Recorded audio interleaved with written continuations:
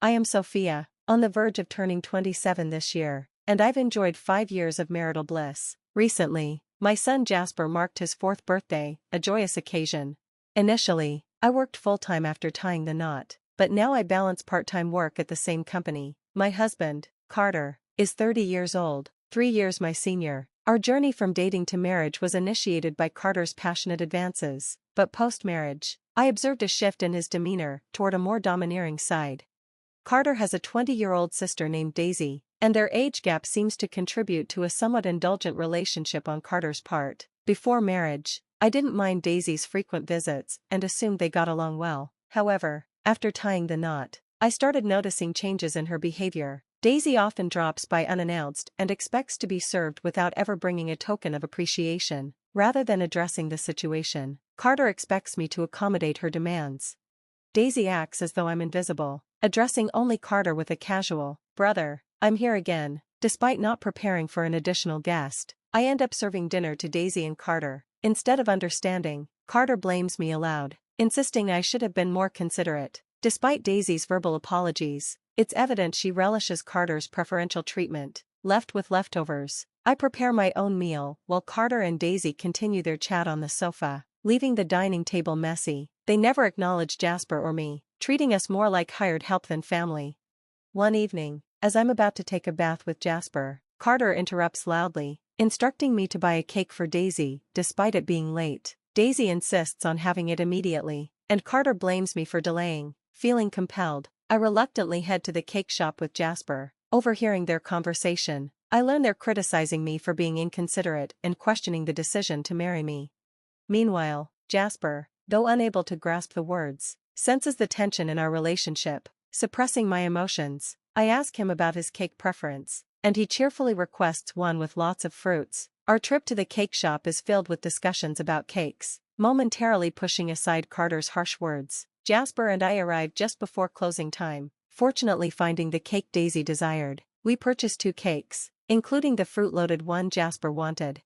Back home, I serve the cakes to Daisy and Carter, then prepare Jasper's cake and head to the dining room. The moment I place it in front of Jasper, Daisy points and expresses her desire for that cake. Before I can react, Carter moves Jasper's chosen cake in front of Daisy. Disregarding Jasper's protests, Carter justifies his action, claiming he bought the cake with his earnings and had the right to choose for Jasper.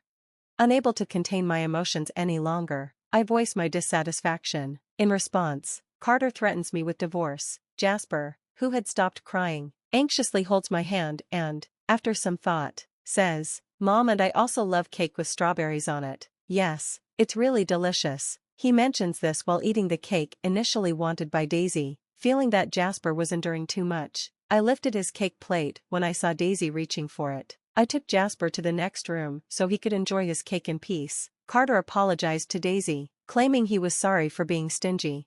Despite wanting to retort, I held back for Jasper's sake. Watching Jasper innocently enjoy his cake was a heartwarming sight. After finishing the cake, we decided to have a late bath and sleep in Jasper's bed. The next morning, I discovered Daisy had already left. As I prepared breakfast, I heard Jasper crying. Shockingly, his piggy bank, a gift from my father, was broken, and the saved money was gone. Jasper, who always said goodnight to the piggy bank, was left heartbroken. When I questioned Carter about it, he casually mentioned that Daisy needed some money, so she took it from the piggy bank. Holding a crying and shaking Jasper, I felt his pain so acutely that I cried with him. It was painful to witness Carter prioritizing and caring for his sister more than our son. Expressing my anger and sadness, I confronted Carter, breaking my usual silence. In response, Carter, without a word, went to the bedroom and returned with something shocking in hand: divorce papers. I discovered the hidden papers that Carter had tucked away somewhere I didn't know. In a sudden burst, he confronted me, shoving the papers at me before storming out of the house with a loud bang. Jasper, who had never cried over the issues with Carter and Daisy, seemed to have reached his limit, crying since last night. Unable to bear seeing Jasper so hurt, I suggested skipping daycare for the day, and he happily agreed with a loud yes. Showing a faint smile, we spent the day playing and bonding. Jasper brought a picture book from the shelf, sitting on my lap and happily remarking, "The teacher at the nursery today was Mama, right? He looked like an angel." His little heart seemed filled with patience. and I decided to make the day special by taking a day off from work. Despite causing potential trouble at my workplace, they kindly understood the situation and granted me a day off.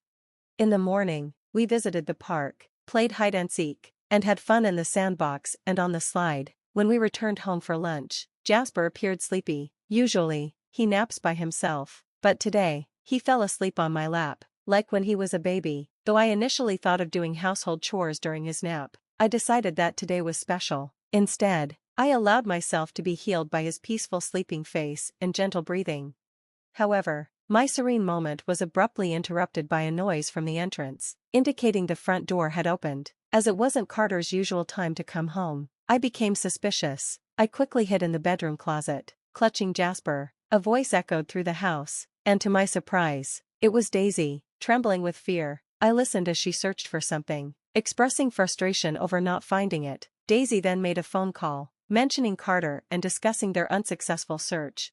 After hearing her lock the front door and leave, I put Jasper to bed and contemplated the strange events. I couldn't comprehend why Daisy had entered the house and what they were looking for. Suddenly, Carter seemed like a stranger, and I felt a wave of disgust and fear toward him. Swiftly packing essentials for Jasper and myself, we headed to the station and took a train to my parents' house. Fortunately, their home was nearby, just 2 stations away. Although I hadn't contacted them beforehand, my parents sensed something from my expression and welcomed us without asking questions.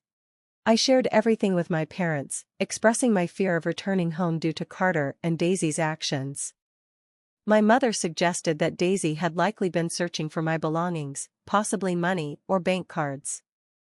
Her words reminded me of my past as a successful CEO of a handmade goods company.